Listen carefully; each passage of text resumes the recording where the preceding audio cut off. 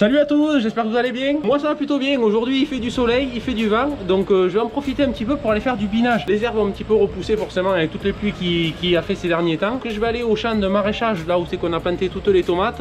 On va aussi passer au champ d'oignons que vous avez vu sur la vidéo de mardi. Maintenant il me faut passer les passe-pieds. Et on va terminer avec le champ de melon. Qui lui aussi a besoin parce que je ne suis pas repassé depuis qu'il a fait les grosses pluies. Et bon, il y a un petit peu de chardon qui a poussé, donc il faut aller scalper tout ça avec l'outil. Donc je vous montre tout ça une fois que je suis au champ. C'est parti.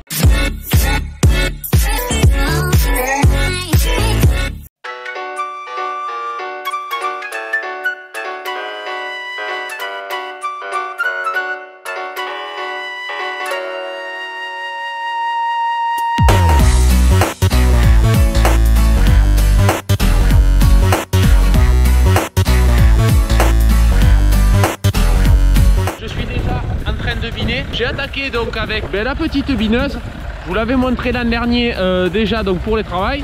Donc ça c'est une bineuse modifiée, hein, c'est un ancien cadre vibroculteur avec des socs pattes doigts. Donc ça je fais ça avec le macet pour pouvoir passer dans l'interrang.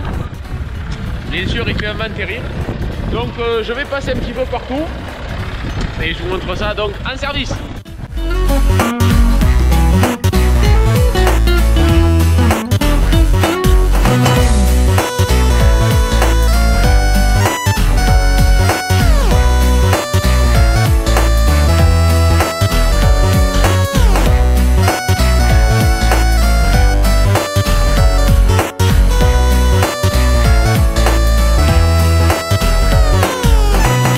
Allez, donc comme vous voyez, quand même le travail se fait bien avec cet outil. Bon, ça reste dur hein, forcément avec le sol, on a piétiné, il a plu. Mais bon, déjà ça fait un premier travail. Comme on voit, ça enlève la majorité des herbes. Donc quand même comparé à côté, il n'y a pas photo. Bon, bien sûr, les plantes aussi, ça va aider un petit peu à sécher le sol pour enlever cette croûte qui garde quand même le frais dans le champ. Parce que bon, comme je vous dis, nous on est détrempé de pluie depuis quelques temps. Donc ça devient un petit peu fatigant. Même les plantes, elles ont un petit peu du mal à force à encaisser le surplus d'eau. Donc ça va permettre un petit peu de ventiler tout ça. En plus ils ont donné bien sûr 3-4 jours de vent assez fort. Donc ça va aider. Donc j'essaye de le faire avant que ça soit trop dur. C'est pour ça que vous voyez dessous que le sol est quand même assez frais une fois que ça remue. Donc je vous montre la suite.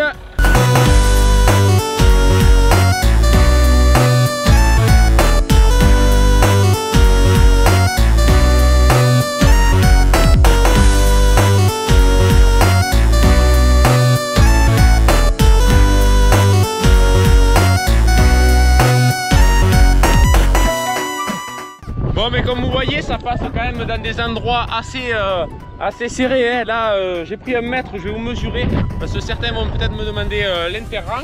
Donc là, on est. Bon, vous avez vu le mètre, hein, c'est pas. Il n'est pas tout récent, mais ça fait un peu le job. Alors là, j'ai un maximum 1 mètre.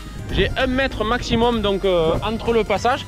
Donc le petit macet va super bien pour ça.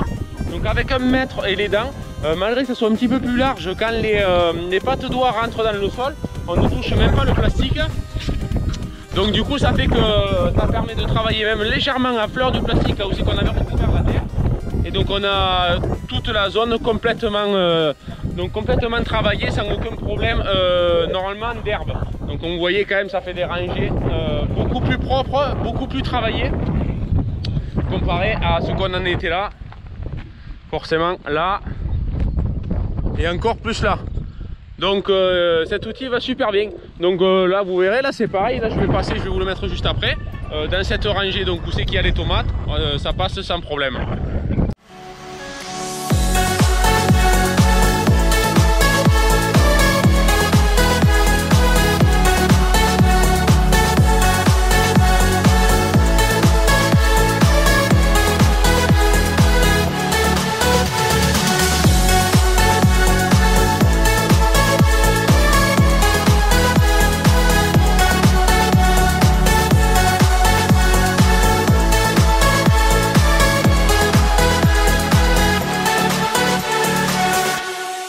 Allez, donc deuxième jour pour moi.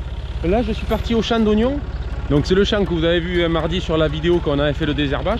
Donc là maintenant qu'on a fait donc les allées, moi je passe dans les passe-pieds.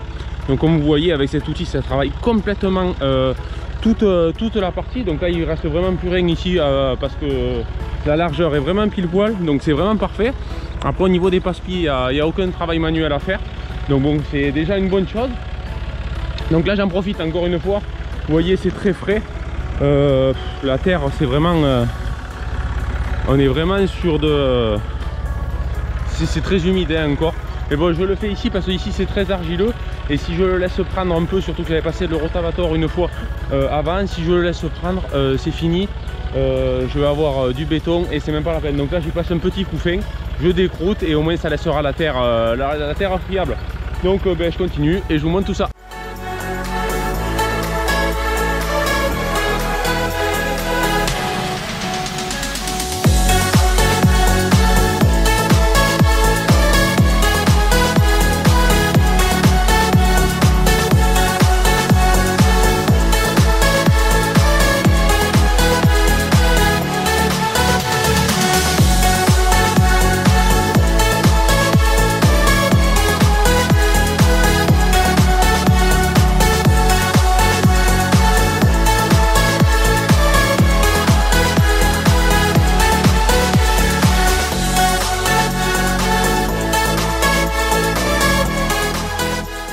Bon mais comme vous voyez le résultat est plutôt pas mal. On arrive à avoir quelque chose de très propre une fois fini. Donc je vous montre peut-être face au soleil, vous verrez mieux. Hop.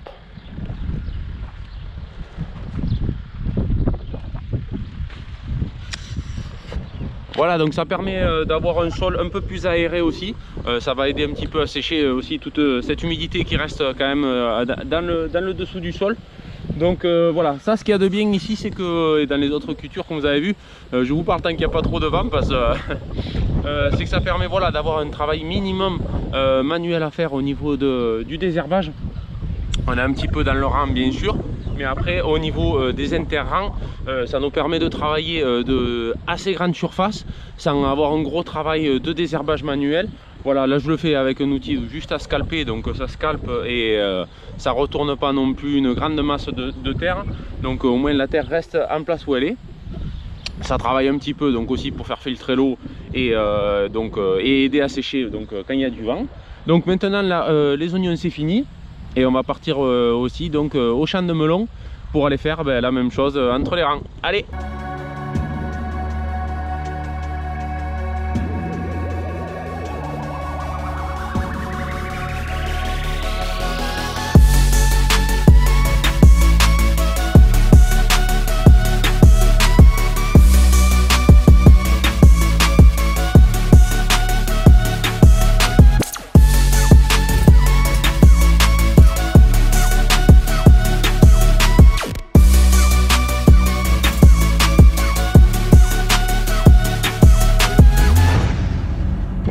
Bon mais là ça y est on est arrivé au champ de melon.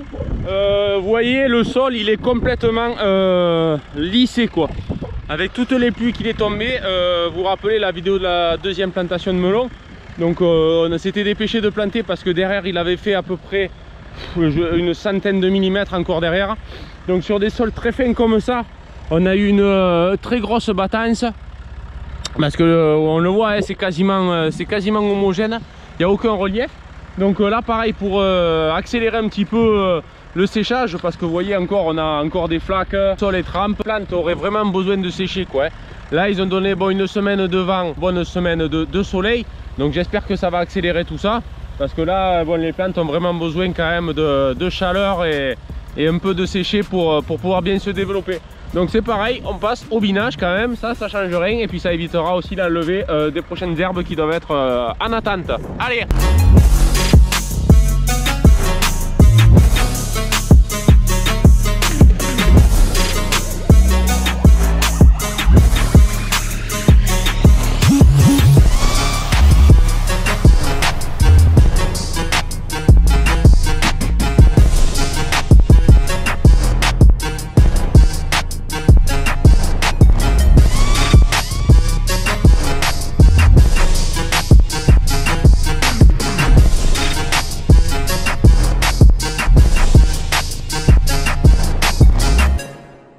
Bon, mais comme vous le voyez, ça se fait plutôt pas mal ici aussi. Forcément, les sols ici sont par contre un petit peu plus fins. On est un peu plus sur des sols limoneux, tendance sableuse. Donc du coup, ça fait que ça permet d'avoir, bon, mais bien sûr, un sol très propre. Ça travaille bien l'ensemble. Bon, voilà avant, voilà après. Donc, je suis assez content de cet outil. Hein. Un outil tout bête, tout simple. Il dispose de 2, 4, 6, 7 dents. Uniquement 7 dents. Et avec les pattes doigts, ça fait vraiment un travail franchement exceptionnel. Surtout au niveau de tout ce qui est racines. Nous, on a du sorgho et tout. Ça permet vraiment de scalper et de laisser en place. Ça évite de couper tous ces petits tronçons aussi. Vous voyez, des fois, il y a un petit peu de chardon aussi. Ça permet juste de scalper et de laisser au même endroit. Ça évite de tout mélanger comme si c'était avec un rotavator.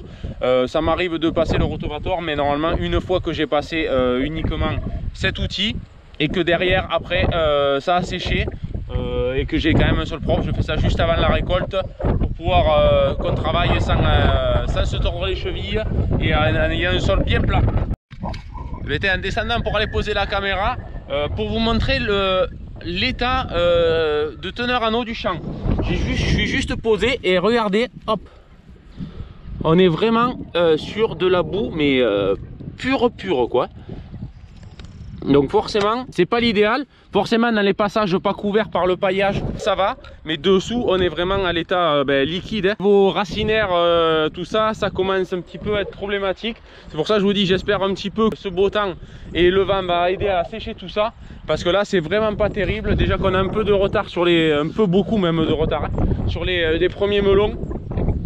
Ça serait bien que la suite se passe correctement. Au niveau, bon mais voilà, les plants sont implantés, mais il faudrait maintenant qu'ils puissent un petit peu s'épanouir dans de bonnes conditions. Allez, on continue.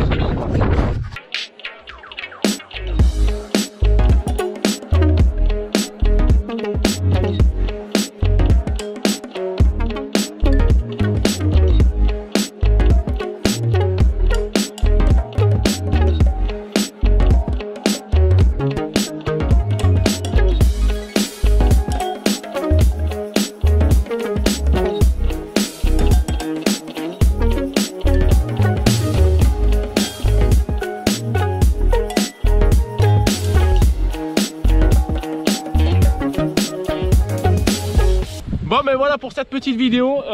Bon mais j'espère que ça vous aura plu un petit peu de voir comment nous on s'occupe un petit peu donc du désherbage en général, en plus de la vidéo que vous avez vue mardi, donc sur l'entretien un petit peu. Voilà, j'avais eu pas mal de questions sur cet entretien, comment on faisait vu qu'on était que deux et tout ça pour pouvoir entretenir les cultures. Donc c'était quelque chose que je voulais un peu vous montrer. Voilà, bon, certains m'ont parlé aussi de la préparation du sol et autres, comment on fait, donc peut-être je vous ferai une autre vidéo là-dessus. En tout cas, j'espère que ça vous aura plu. N'hésitez pas à le dire en commentaire et à faire un petit like si ça vous a plu, ça fait toujours plaisir. Merci à tous, comme d'habitude, à tous ceux qui rejoignent la chaîne et qui découvrent un petit peu ce qu'on fait sur l'exploitation. Donc merci à vous tous. Moi je vous dis à très bientôt. Portez-vous bien. Ciao ciao.